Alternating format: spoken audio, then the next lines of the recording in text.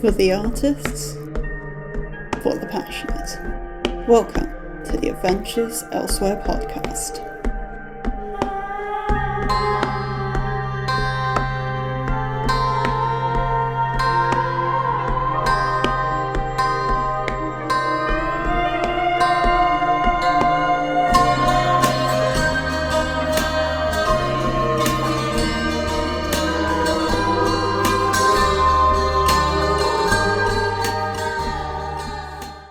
Hello everyone and welcome back to the Adventures Elsewhere podcast, or welcome if it's your first time.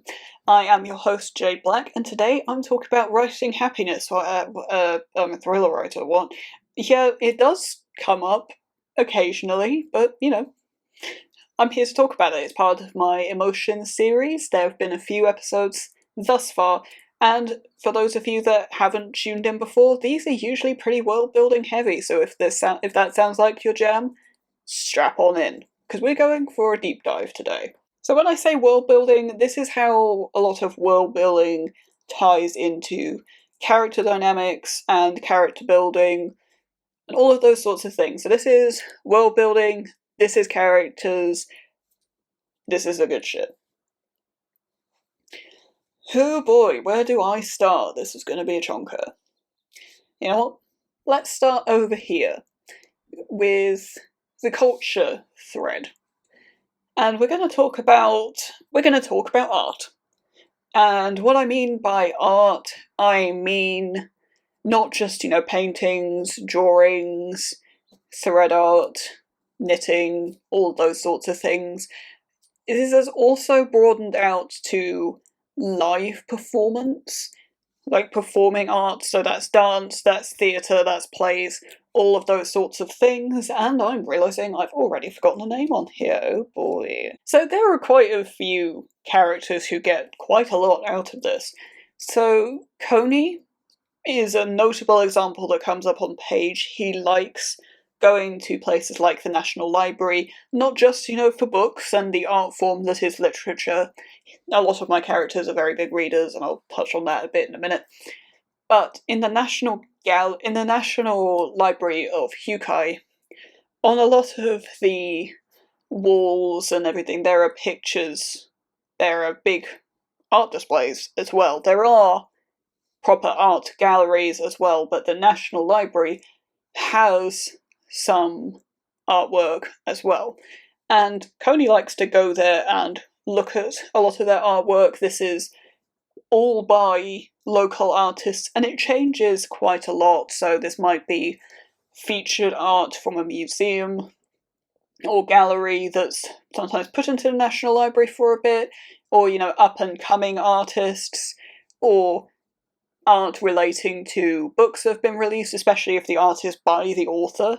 That more than likely will end up in there at some point if it's a big enough release.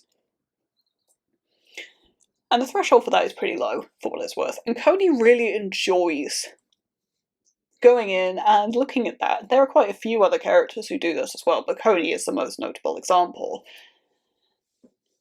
And there is actually one of these mentioned on page. There is an ink portrait that's done that he spends some time looking at on page, though in the gallery I believe it's uncredited at that moment.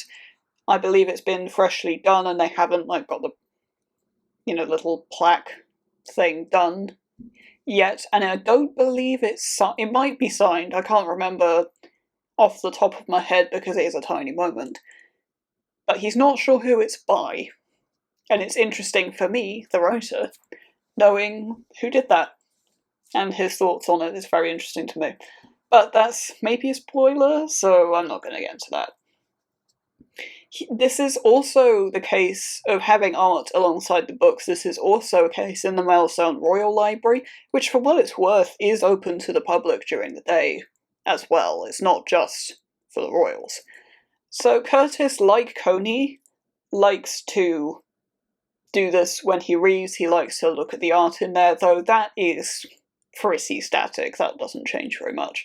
But Malison Amir Castle does also have its own gallery with works from the royal painters and the royal sculptors. I mean, that is the Royal Arts Gallery. That is for the royal artists. Though there are other artists around and other art that's sold on in the markets and all of those sorts of things as well. Curtis likes to spend time in there. As a teen, he had a friend who was in training as a royal painter. So, when he has new stuff around, Curtis likes to spend some time with that. There's different artists who do have exhibitions, and Curtis spends a fair bit of time looking at his friend's work and appreciating it. There might be some portraits of Curtis in there that depict certain things I couldn't possibly say. Another one who really gets a lot out of this is I. I mean, I is somewhat of an artist himself. He's not professional by any means, but he does paint, at least a bit.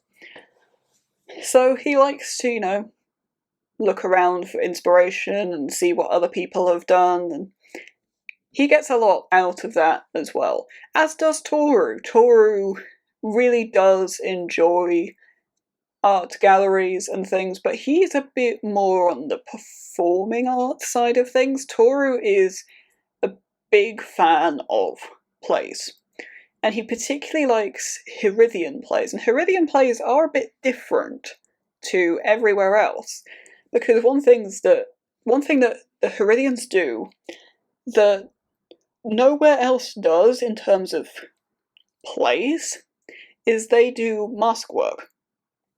And a lot of their plays have, masks, and these are the sort of masks that us in the UK are familiar with as stage masks. And the Mallarstones do have masks as well, and they might be used on stage, but they're different. They're not the sort of classic theatre masks that we might be familiar with. They're more animalistic masks, and they're not used on stage very often. Sushi in particular, again, he's more of the performing arts side of things. He does like to, be in a gallery for an amount of time, but he doesn't like how quiet it is in those places. Sometimes it makes him a bit uncomfortable. But he's more performing arts, and particularly dance. He really likes going to dance shows and watching them, and there's a huge culture and history of dance in UK. It's a really big deal there, so I'm sure that feeds into it. So going on from art, we're going to talk about music. And I don't think it comes as a surprise to anybody that Isamu is going to be top of the list for getting happiness out of music. He is a musician and a composer, so it'd be pretty surprising if he wasn't up there. And this isn't just about playing and writing music for him, it's also listening to music. And, jazz is his favourite. Jazz is his jam, that's what he does. But he does like bits of the sort of contemporary classical, the Lyrian classical. He does like bits of it, not the full orchestra stuff, but the odd thing. And Hugh Keys, like Imperial Hugh Keys classics with Koto and Shakuhachi and all of those sorts of things, he does enjoy that as well. And as he gets older, he gets a little bit into blues, but we won't tell young Isamu that, he would keel over. Another one who gets a lot out of music, I mean, again, there are quite a few of these. So I is a notable one. He does play an amount of music. It does actually come up on page in Shadow on the Snow. He did spend a little time in school doing music for a short while, but he was more into gymnastics than music. I mean, he did spend time on it, but it wasn't a focus for him. So I traditionally is very Hugh Keys classics, but he does get into jazz a short while after he meets Haru, and, Haru loves his jazz. It is his favourite thing. It's genuinely one of Haru's favourite things, is jazz. And Hanzo is more of the piano classical stuff and neo-classical and contemporary piano works. That's what Hanzo loves. He does like his jazz, but it's much more about the piano for him. He really likes piano as an instrument. He quite likes harp as well. And Hanzo might play some music on Page. I might have mentioned that on the podcast before, but that scene is potentially a bit of a spoiler. So we're going to move on to Shinichi, who actually isn't on the board here, but he deserves a mention for being the blues lover. That is a bit of a Northern Hyuki's thing. So, he grew up somewhat surrounded by it, and he's a fan.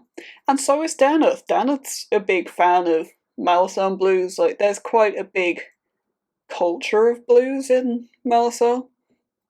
And also traditional Malazan music, which is a lot of drums. Very drum-heavy music, and sometimes sort of drums and vocals, and Danath is one of those people who will, to an extent, listen to kind of anything more than my other characters might. But his taste is generally blues, slightly more somber tones to things, I think, though he does like sort of big songs that are a bit more upbeat, and things with a lot of symbolism. He likes to have to think about lyrics and things like that. He's a surprisingly philosophical man sometimes. And it's not on the board, but I did want to touch on reading as well in this part. Because I've mentioned before on this podcast quite a lot of times that a lot of my characters are big readers, and Hanzo takes the cake on this. He might as well have his own library. He has a lot of books, and many of which he hasn't had the time to read, but he does read a lot and does buy a lot of books. And Coney might well be number 2 on that list. He is known for reading and spends a lot of time at the library when he's not working. I and Haru, not quite so much. Like, Haru doesn't read as often as you might think. I read quite a lot, but he's quite picky with what he reads, because it's hard to find stuff that he likes, I think. So keeping on the culture thread, let's talk about food. Surprise, I'm here to talk about food again.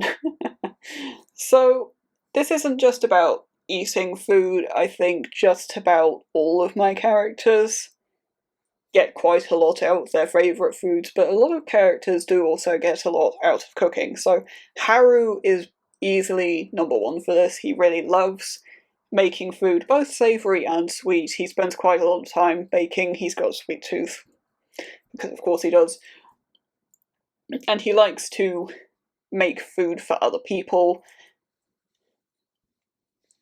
This comes up on Page quite a lot with Haru, because he actually has some issues with his health fairly early.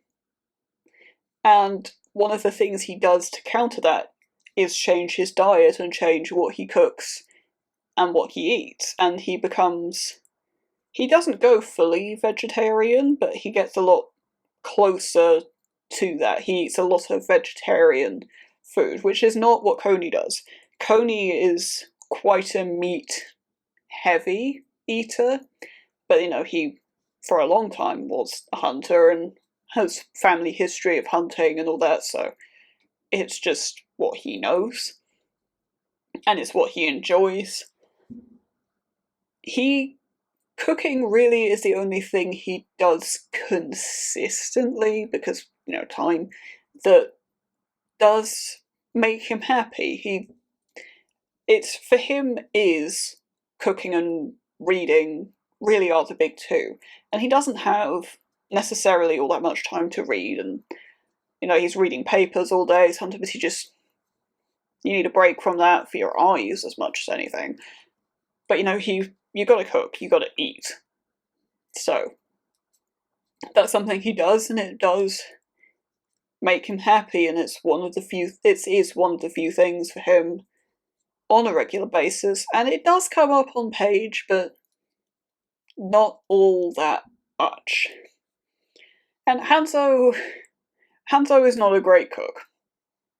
He'll admit that. He can do eggs on toast, and he can throw together a simple-ish stir-fry, but he can't do all that much more than that, to be honest.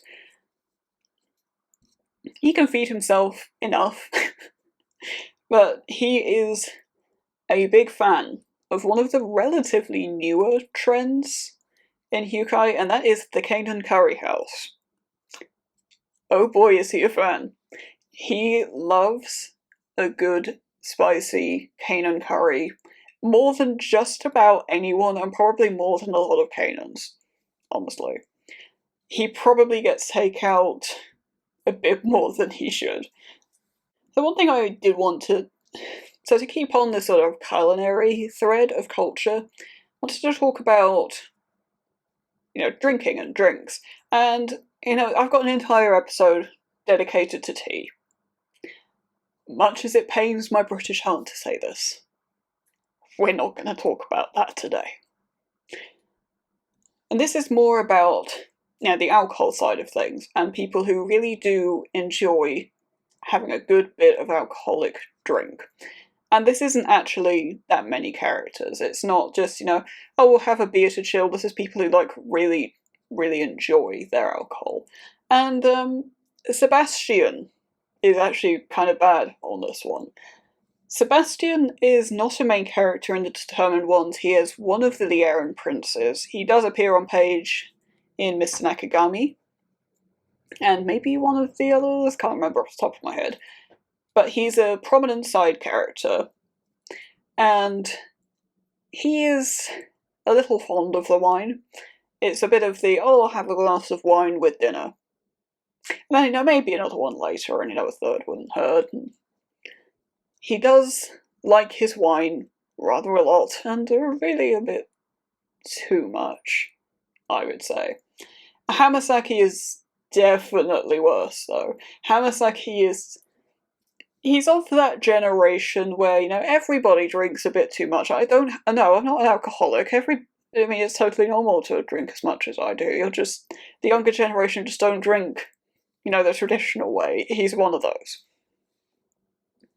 He has a bit of a problem, but it's not just about, I've had a hard day working in politics. It's also a bit of an impulse control thing. The man likes his soju. He's going to drink a bit more of it than he should. Isamu likes making drinks quite a lot. He likes experimenting with cocktails. And that was actually a feature in Spark Pit, if anybody remembers that. But Isamu spends quite a lot of time thinking about this and, experimenting and making things. So I want to move on to a different facet of culture next and talk about recreation. And I'm taking a couple of different stances with this. I want to talk about games. And this is a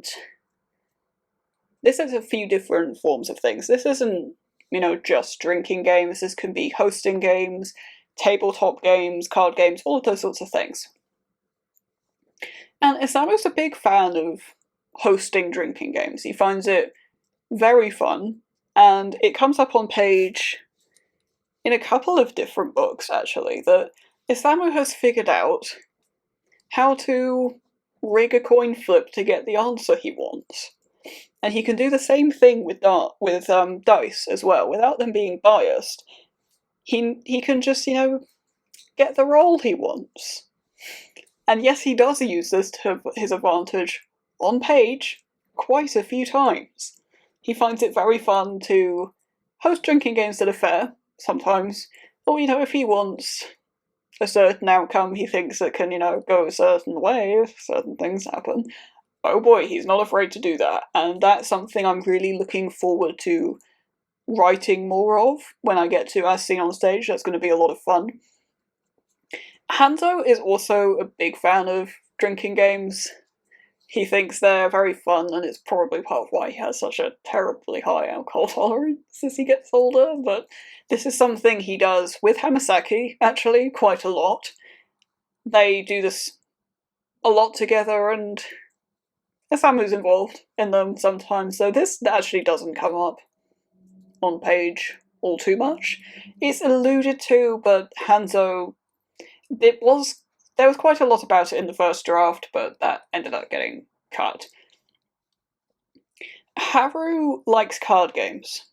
So that's Imperial Poker, that's Imperial Affairs, all of those sorts of things. He finds that very, very fun, and he'll play these games with just about anybody, and he's good, he usually wins.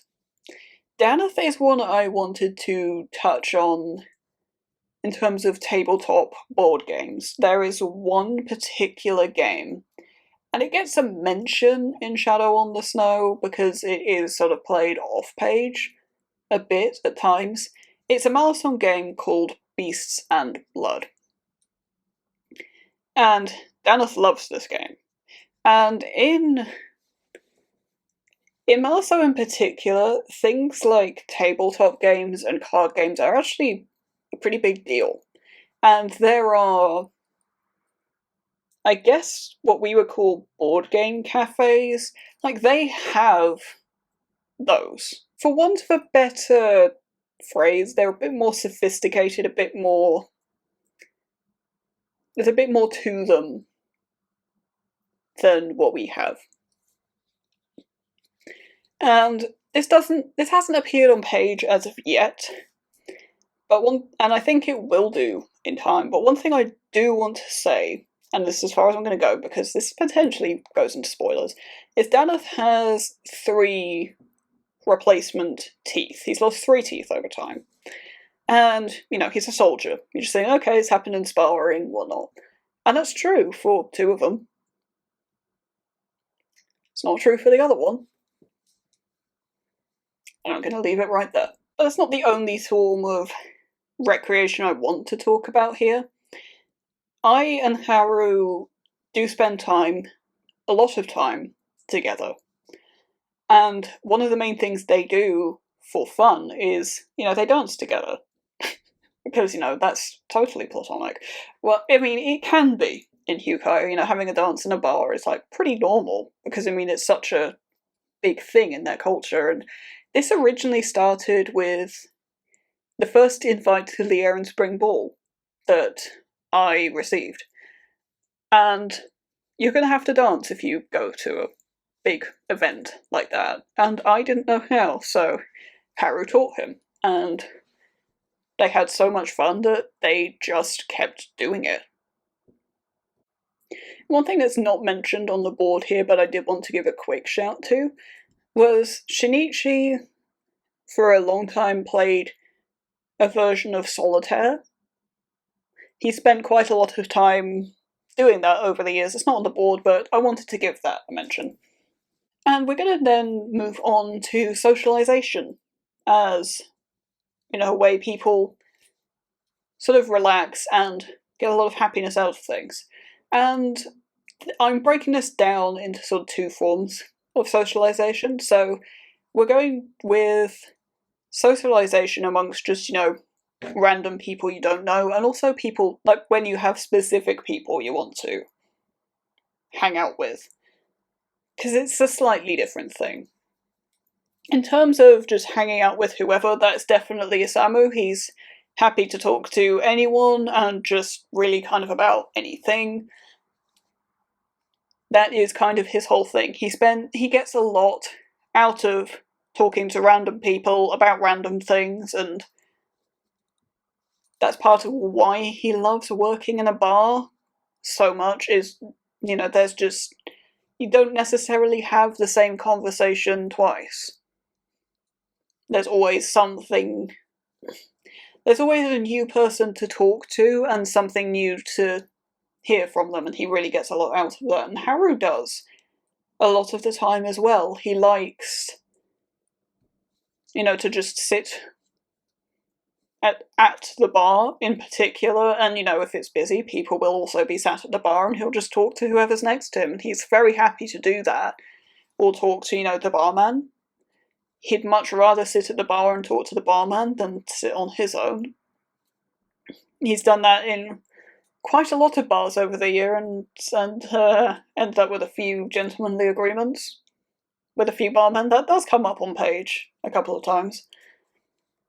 Though everything behind that isn't stated. I believe that got cut, but Hanzo also has this, but not necessarily in the drinking culture way. Hanzo, being more senior in politics, ends up doing a lot more of the socialite type thing, of going to events hosted by the nobility with a lot of people there, and a lot of people don't like that. So Hamasaki, not a fan. He might have had some egg on his face with this a couple of times.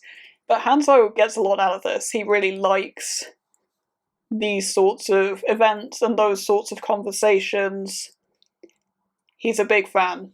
And it's not something he necessarily expected of himself, because the first time he goes to one of those places, it's very fish out of water. He is the relatively ordinary man, in politics, socializing with all these nobles and peoples of high esteem, and he's like, this isn't me, I don't know what I'm doing. But people in those events see him, in particular, as a breath of fresh air, because he is just very normal a lot of the time.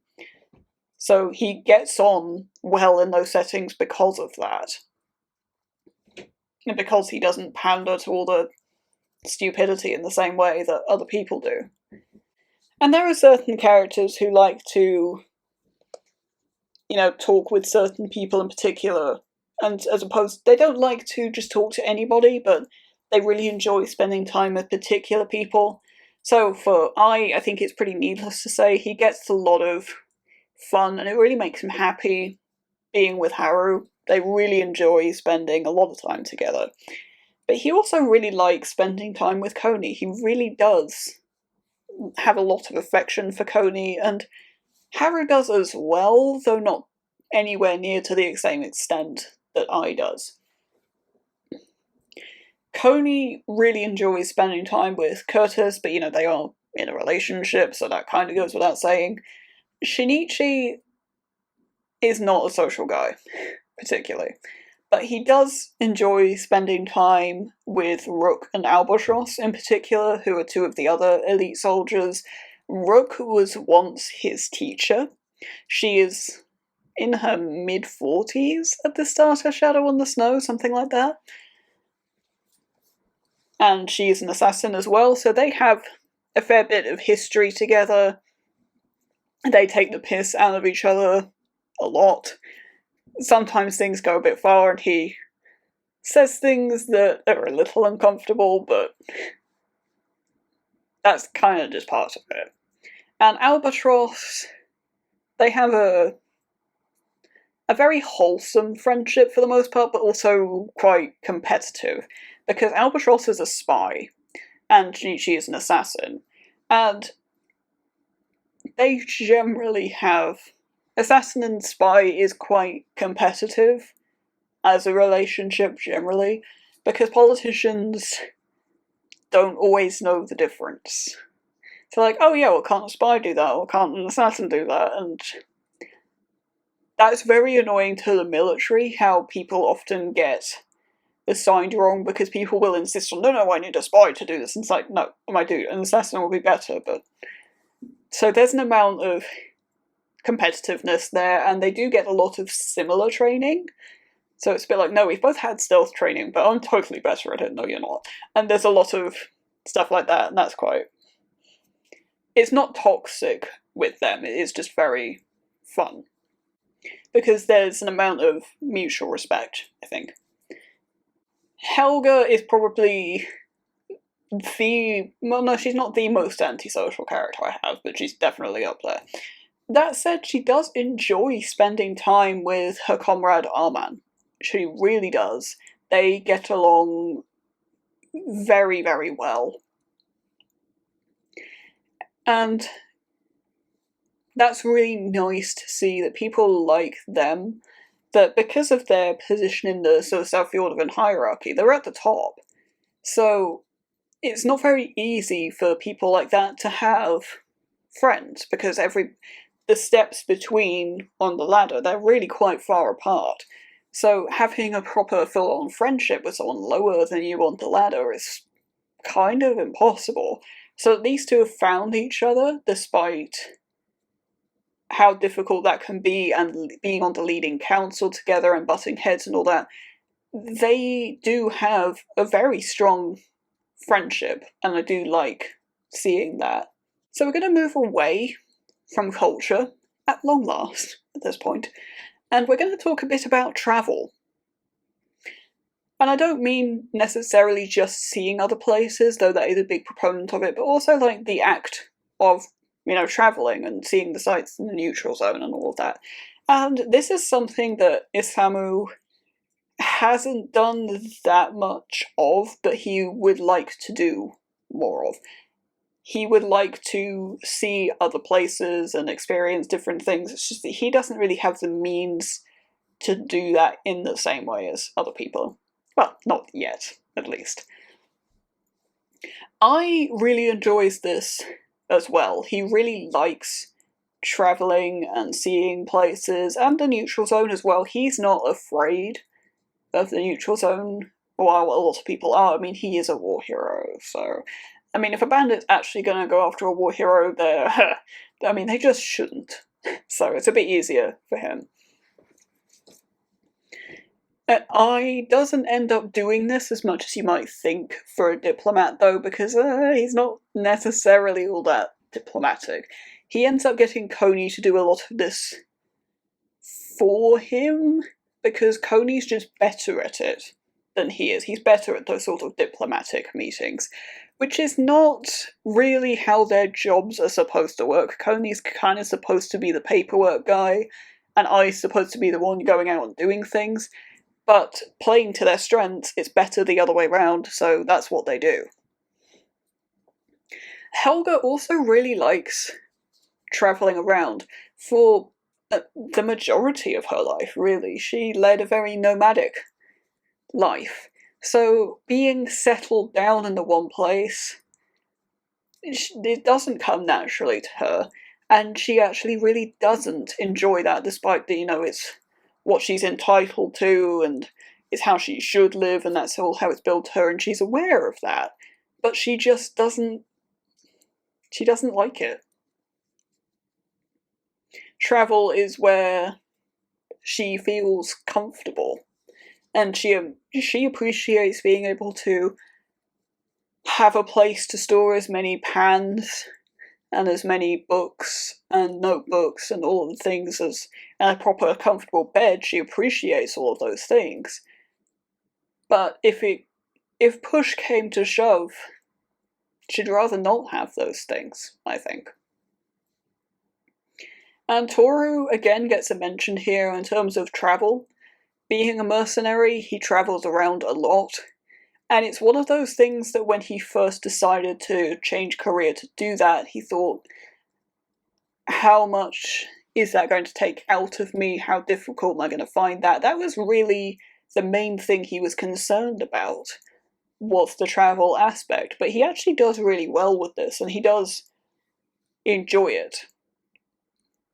And not just, seeing other places, though he does find that very interesting as well.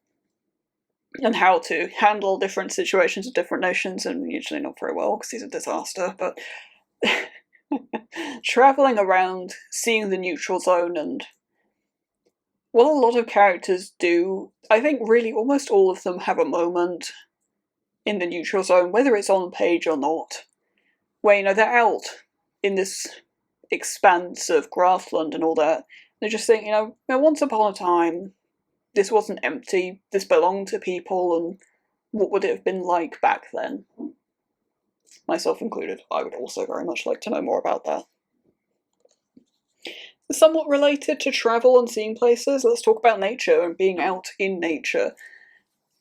And some characters get a lot more out of this than others do. So Haru, it's noted that he goes on walks with his cat sometimes, and they go along the peach blossom trail, the maple trail, or whatnot. It's mentioned a couple of times, but it's not a major thing for him in the same way that it is for someone like Coney. Coney, as a kid, spent a lot of time in the neutral zone, kind of doing illegal shit, but that's maybe an episode for another time. I think I have mentioned this in the backstory episode, if you want to hear more about that. But Coney is used to spending a lot of time out in the neutral zone, be that, in expansive grassland, in forest, in caves. He spent quite a lot of time playing in caves as a kid because, yeah, he had a great dad.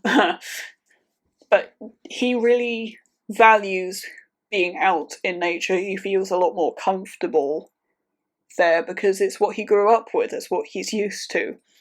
And Hanzo gets more out of nature than I would think. He's a bit of an office goblin. It's not unheard of for him to stay overnight in the office because he just can't be asked to go home. At this point, it's not worth it. But him getting out in nature, one of the things that Hanzo really wishes he had is a garden. Because he doesn't actually have one. He has a very small, very humble house, really, because, it's just him living there. He doesn't really see the point having anything bigger. But he does wish that he had a garden, so that he could have bushes and trees and things. He would really enjoy that. I think it comes up on page that he'd like a mango tree in his garden, ideally. I mean, they don't grow in Hyukai because it's too cold, but that is something that he would like in time. Shinichi, I don't think this is really a surprise, big mountain man, likes his mountains. He likes to get out and hike in the mountains and spend time in the hot springs. That's big for him. He really does enjoy the great outdoors. And again, this does come a bit from childhood and how he did used to spend a lot of time out and roam a fair bit. He does enjoy that a lot, and Womo is the same. I've mentioned him on the podcast a few times now. He is very much the same, like exactly the same as Shinichi here. He lives in the mountains, he was born in the mountains, he was raised in the mountains. He likes the mountains, he likes being out in them, he likes the hot springs, he likes the woods. And Womo in particular is a bit less than bothered about the Hyukai stuff. Feels a bit bolder, and he should probably be a bit more careful about it, but he's just kind of not. And again, looking forward to writing more about that in time. Isamu is another one who deserves a mention in this, but in a slightly different capacity. Isamu likes being out in the forest, and he has a little pond that he likes to go to, especially when it's, dark out and nobody's really there. Well, at least in theory.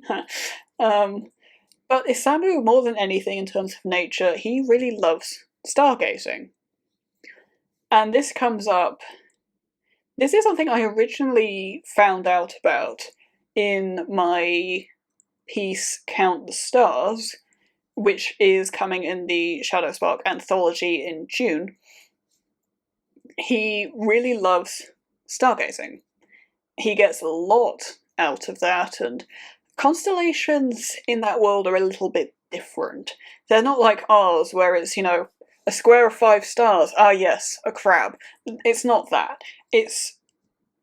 There are a lot of different constellations, and different cultures have slightly different constellations, but they're a lot more complete. So, you actually see a proper shape of a flower, or an animal, or whatever it is. And someone spends quite a lot of time looking at the stars and doing all that. It's relaxation and happiness for him. And I always like to touch on this particular thing in all of these episodes, and that is achievement. Because I've talked before about how achievement isn't necessarily happiness, so much as it can be a relief.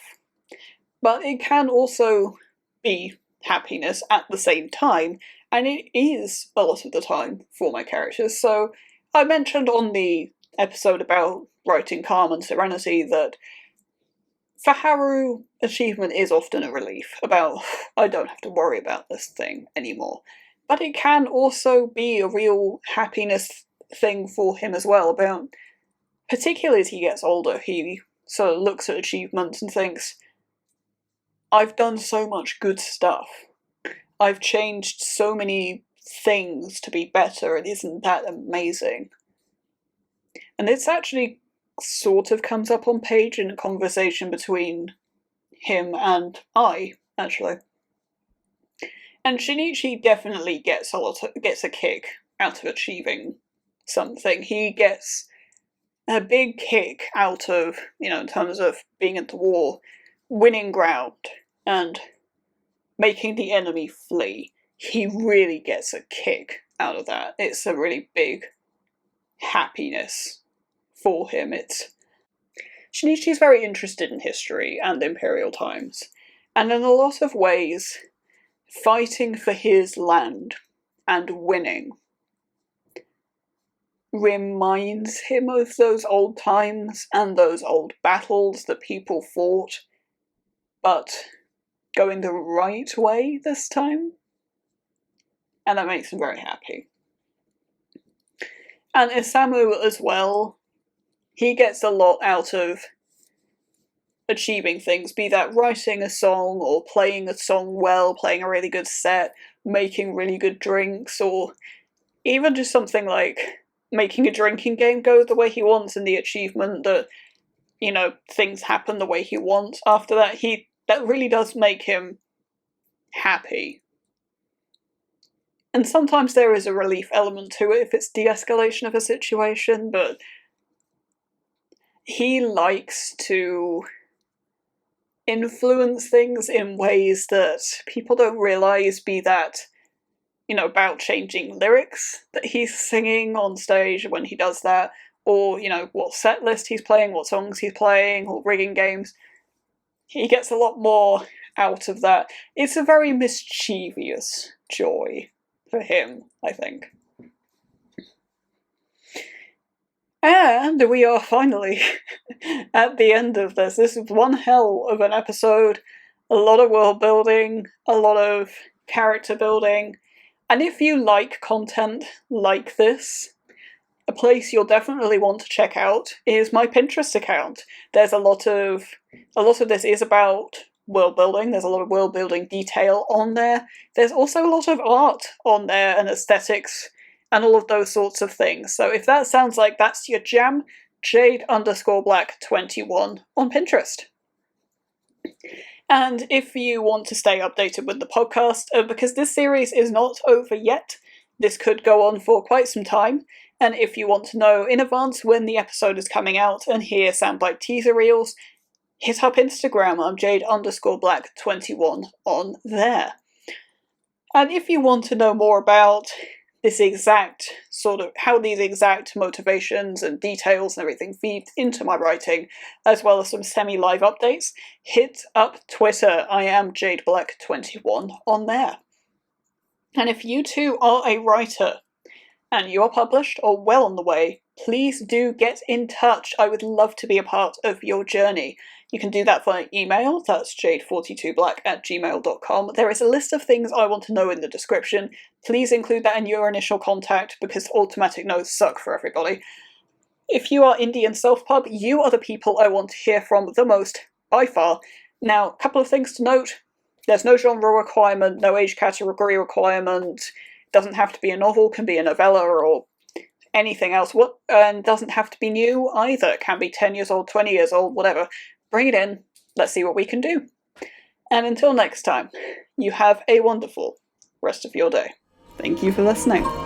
If you enjoyed this episode, please consider leaving a like. It helps the channel a lot. Intro and outro music by me. Copyright JBlack 2024.